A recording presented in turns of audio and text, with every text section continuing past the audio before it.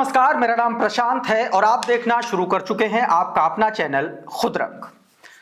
दोस्तों, आखिरकार ज्ञानेश कुमार गुप्ता को खुद अपनी चोरी का कबूलनामा सुप्रीम कोर्ट में करना पड़ा। और जब मैं ज्ञानेश कुमार गुप्ता की बात कर रहा हूं तो इसका मतलब इलेक्शन कमीशन ऑफ इंडिया है, क्योंकि करता धरता वही है। एक ऐसा खुलासा सामने आया है जिसे सुन करके आप दंग रह जाएंगे, आपके पैरों तले जमीन खिसक जाएगी कि किस तरीके से एक सिस्टमैटिक तरीके से पूरा का पूरा वोट चोरी का कुचक्र रचा गया। आज सुप्रीम कोर्ट को लेकर के सुप्रीम कोर्ट में जो चुनाव आयोग ने कहा, हलफनामा जो दिया, उसमें जो कुछ भी निकल के सामने आया वो दंग कर देने वाला, हैरान कर देने वाला है।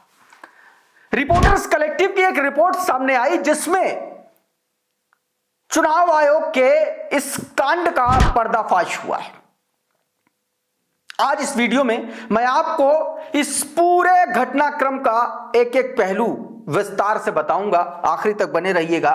आपको बताऊंगा कि किस तरीके से भारतीय जनता पार्टी, जब पूरा देश इंडिगो से लेकर के तमाम सारे मामलों में उलझा हुआ है, रुपया 90 रुपए, $90 जो है 90 रुपए का हो गया है, तब भारतीय जनता पार्टी वंदे मातरम पर बहस करा रही है।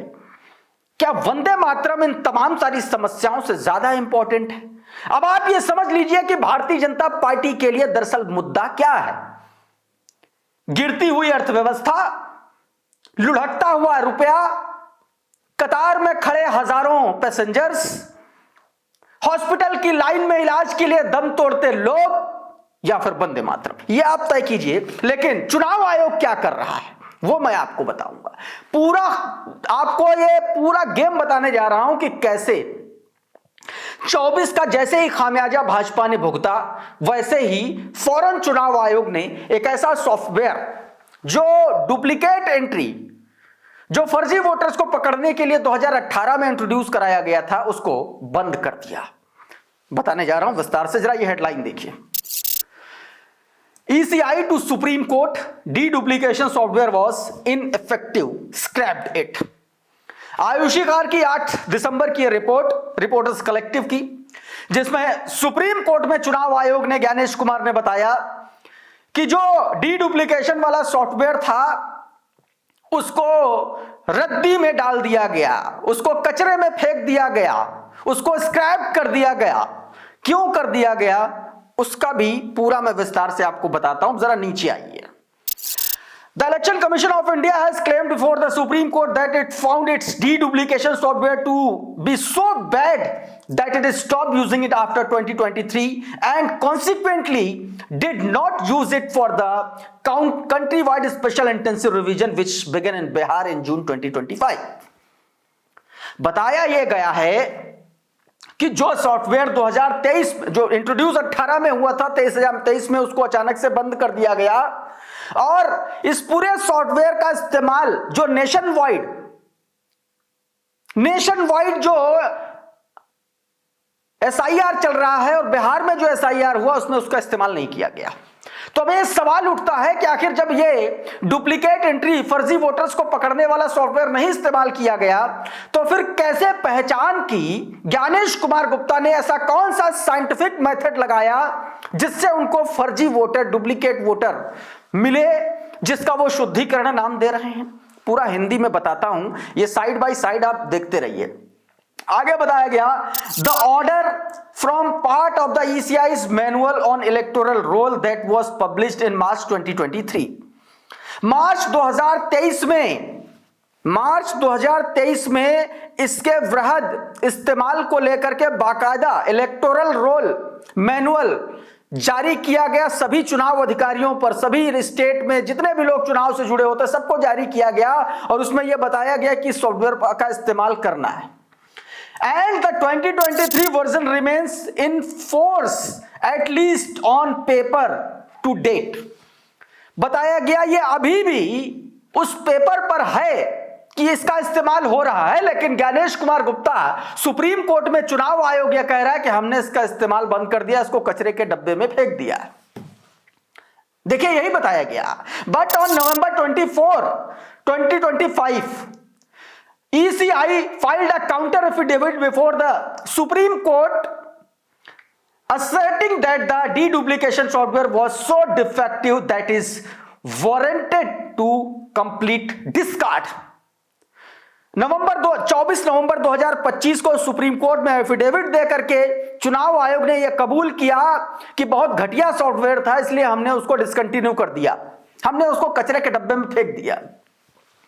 ECI ने कोर्ट को बताया the strengthen that the accuracy of the result were variable and large number of the suspected DSC demographically similar entries were not found to be duplicate.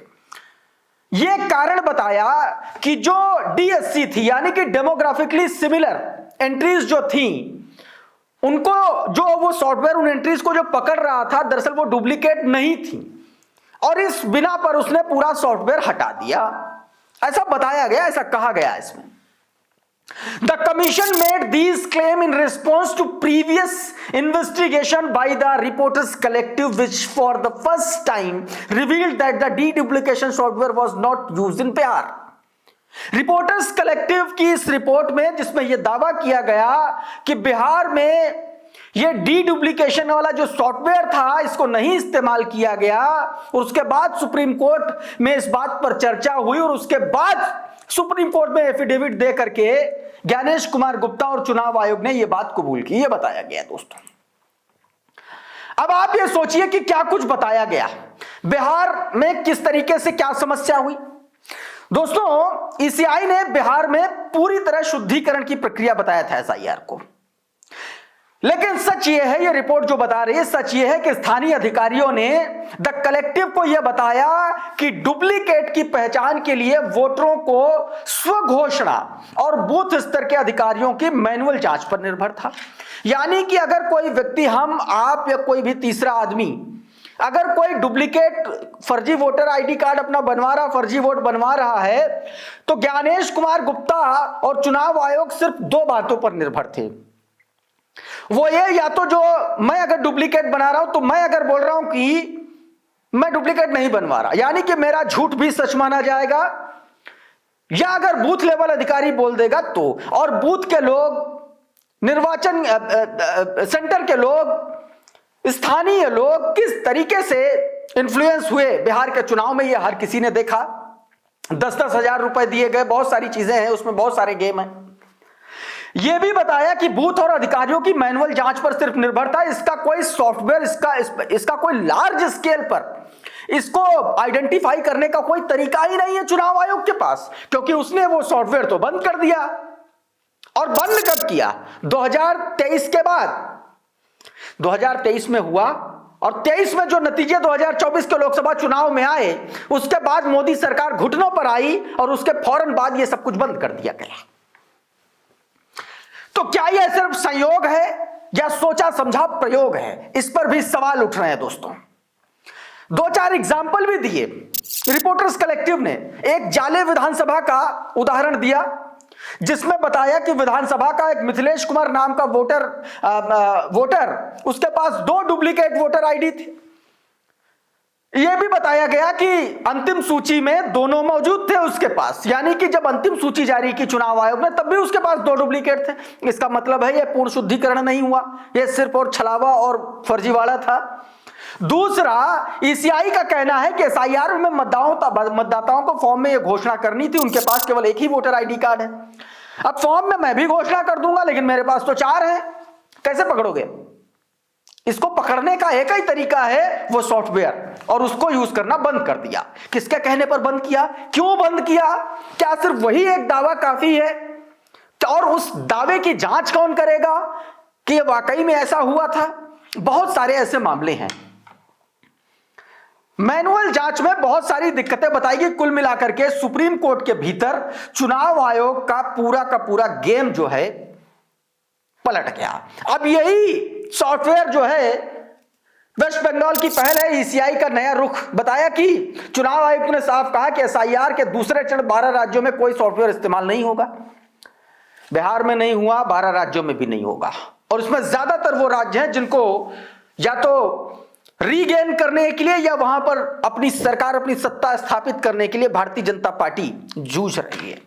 सालों साल से बंगाल में कई बार पटखनी दे चुकी ममता बनर्जी, और इस तरीके की बातें हो रही हैं। अब इसी पर दोस्तों सोशल मीडिया पर लोग इस पूरे खेल को लेकर के लिख रहे हैं, बोल रहे हैं। क्या कुछ कहा जा रहा है, जरा ये छोटा सा वीडियो है, सुनिए पहले। चुनाव आयोग से सुप्रीम कोर्ट ने एक नोटिस जारी करके पूछा था कि फर्जी नामों को हटाने के लिए, या 2 बार 3 बार जिनकी एंट्रीज है, उन नामों को हटाने के लिए आप डी डुप्लीकेशन सॉफ्टवेयर यूज क्यों नहीं करते। इस पर चुनाव आयोग ने जवाब दिया है। चुनाव आयोग ने कहा है कि हमारे पास जो डी डुप्लीकेशन सॉफ्टवेयर था वो खराब था, त्रुटिपूर्ण था, इसलिए हमने 2023 से के बाद उसका उपयोग करना बंद कर दिया। ये देश एक तरफ उड़ान लगा रहा है डिजिटल इंडिया की, और हमारे देश के सबसे बड़े चुनाव करवाने वाली संस्था के पास सॉफ्टवेयर है वो खराब है, जबकि इसी सॉफ्टवेयर के बारे में पहले चुनाव आयोग ने कहा था कि हमारे पास त्रुटिहीन बिल्कुल सही सॉफ्टवेयर है। ये ज्ञानेश कुमार क्या करना चाहते हैं भाई इस देश के साथ? सुप्रीम कोर्ट में भी अलग अलग बातें बोलते हैं। अफसर खान रायपुरी लिखते हैं, मुख्य चुनाव आयुक्त ज्ञानेश कुमार कितनी चली फिरी बात करता है, कितना झूठ बोलता है। आप रविंद्र सिंह सेरोन को सुनिए, ज्ञानेश कुमार वोट चोरी करने के लिए किस तरीके से देश की 140 करोड़ जनता को बेवकूफ बना रहा है, जो मैंने आपको वीडियो सुनवाया अभी। इसी पर दोस्तों, इसी पर नितिन सेठी ने क्या लिखा है जरा देखिए। Election commission tells SC duplication software, मतलब वो खबर शेयर की और उसको कोट करते हुए डॉक्टर मुकेश कुमार ने जो लिखा वो देखिए आपकी स्क्रीन पर। बताया गया कि ज्ञानेश कुमार वोटर को पकड़ने वाले सॉफ्टवेयर को लेकर के बुरी तरीके से फंसे हैं। हाल में जब उनसे सवाल पूछा गया कि उन्होंने इस सॉफ्टवेयर का इस्तेमाल क्यों नहीं किया, तो उन्होंने कहा कि वो इतना खराब था कि उसे कूड़ेदान में फेंकना पड़ा। लेकिन असलियत यह है कि 2023 के चुनाव आयोग को सॉफ्टवेयर इतना उपयोगी लगा था कि उसने 100% ज्यादा खरीदने का आदेश दिया था। यह भी एक बड़ा खुलासा है। साफ है कि अमित शाह के निर्देश मिलने के बाद ही उसने इसको डंप किया होगा, और यह निर्देश कब मिला होगा, क्योंकि 23 में चला, और 23 में जब चला तो 24 के नतीजे पलट गए। उत्तर प्रदेश में जबरदस्त ऐसी तैसी हुई, महाराष्ट्र में गड़बड़ हो गया मामला, बिहार में गड़बड़ हो गया, और उसके बाद फौरन चुनाव आयोग को यह लग गया कि यह सॉफ्टवेयर खराब है, यह भाजपा के हिसाब से काम नहीं कर रहा है। क्या ऐसा ही था क्या? क्योंकि इशारे लोग इसी तरफ कर रहे हैं। यह सब कुछ चल रहा है, दंद फंद सब कुछ। और संसद में क्या चल रहा है? जहां काम होना चाहिए, जहां इंडिगो पर बहस होनी चाहिए, जहां गिरते रुपए पर बहस होनी चाहिए, जहां होती मौतों पर बहस होनी चाहिए, वहां पर वंदे मातरम पर बहस हो रही। मोदी सरकार को यह मुद्दा ज्यादा इंपॉर्टेंट लग रहा है, लेकिन उस पर भी कुछ नहीं कर पा रहे हैं, उस पर भी कुछ नहीं कर पा रहे हैं। असदुद्दीन ओवैसी ने धज्जियां उड़ा के रख दी है संसद में मोदी सरकार की। वंदे मातरम जो मुसलमानों से गवाते फिरते हैं जबरदस्ती, उस पर क्या कहा है असदुद्दीन ओवैसी ने, वो आपको सुनना चाहिए। एक बार सुनिए जरा। अगर वंदे मातरम मैडम कौमियत का मियार है, तो फिर सवाल यह है कि हसरत मोहानी की कौमियत क्या थी जिसने इनकलाब जिंदाबाद का नारा दिया? यूसुफ मेहरली ने quit India Simon go back का नारा दिया, तो उसकी कौमियत क्या थी? अगर हैदराबाद से मौलवी अलाउद्दीन जो मक्का मस्जिद का पहला मुजरिम है काला पानी में, और तुलेबाज खान जो मारकर लाश को लटका दिया गया था हैदराबाद में 8 दिन तक, उसकी कौमियत क्या थी? अगर इनायतुल्लाह काफी जो जिहाद का फतवा अंग्रेजों के खिलाफ दिया मुरादाबाद में, जब उनको 2 दिन में फांसी की सजा दी गई, और जब फांसी की सजा के वो जा रहे हैं तो इनायतुल्लाह मौलाना काफी की जबान पर क्या था? वो रसूलुल्लाह हमारे प्रॉफिट की नात पढ़ रहे थे। क्या पढ़ रहे थे? कोई गुल बाकी रहेगा ना चमन रह जाएगा, पर रसूलुल्लाह का दीन हसन रह जाएगा। तो उनकी कौमियत क्या थी? माल्टा की जेल में महमूद उल हसन, हुसैन अहमद मदनी 6 महीने माल्टा की जेल की ग्राउंड में पड़े रहे, उनकी कौमियत क्या थी? अल्लामा फजल खैराबादी का वो सेल काला पानी का पुकार कर इनसे पूछ रहा है, जो वहीं पर मर गए, खबर वहां पर है, बताओ मेरी कौमियत क्या थी? प्रियंका गांधी ने नरेंद्र मोदी को बुरी तरीके से लताड़ा उनके मुंह के सामने, कहा स्पीच तो अच्छी देते हो लेकिन सब झूठ बोलते हो, फर्जी बोलते हो, ना कोई तथ्य ना कोई तर्क, सच्चाई से दूर दूर तक कोई वास्ता नहीं। यहां तक को कलाकार बोल दिया, कलाकार बोल दिया। आप सोचिए भरी संसद में नरेंद्र मोदी को। सुनिए जरा।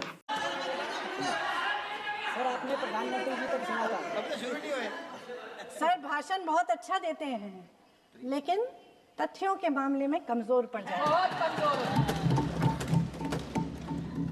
इसमें भी एक कला होती है कि तथ्यों को किस तरह से जनता के सामने रखा जाए। मैं तो नई हूं, जनता की प्रतिनिधि हूं, कलाकार तो नहीं हूं। इसीलिए मैं भी सदन के सामने कुछ तथ्य रखना चाहती हूं, लेकिन सिर्फ तथ्य के रूप में रखना चाहती हूं। तो दोस्तों, इस तरीके से नरेंद्र मोदी यहां पर भी लगातार विफल साबित हो रहे हैं। अशोक कुमार पांडे इसी पर क्या लिख रहे हैं, कैसे आरएसएस और भाजपा की बखिया उधेड़ रहे हैं, यह ट्वीट देखिए, इससे आपको समझ में आएगा। बताया गया कि वंदे मातरम कभी गाया नहीं, जनगण मन फेक न्यूज, जनगण मन पर फेक न्यूज फैलाया, कहा कि जॉर्ज पंचम के सम्मान में गाया गया, संविधान का विरोध किया, मनुस्मृति मांगी, तिरंगे के 3 रंगों को अशुभ बताया, 15 अगस्त 1947 को तिरंगा नहीं फहराया और 52 साल तक आरएसएस मुख्यालय पर तिरंगा नहीं फहराया, और ये लोग देंगे देश को देशभक्ति का सर्टिफिकेट। क्या हैसियत है इनकी देने की, यह आप लोग भी सोचिएगा। इस वीडियो में बहरहाल इतना ही। बहुत बहुत शुक्रिया, बहुत बहुत धन्यवाद। आप जुड़े रहिए आपके अपने चैनल खुदरंग के साथ। नमस्कार।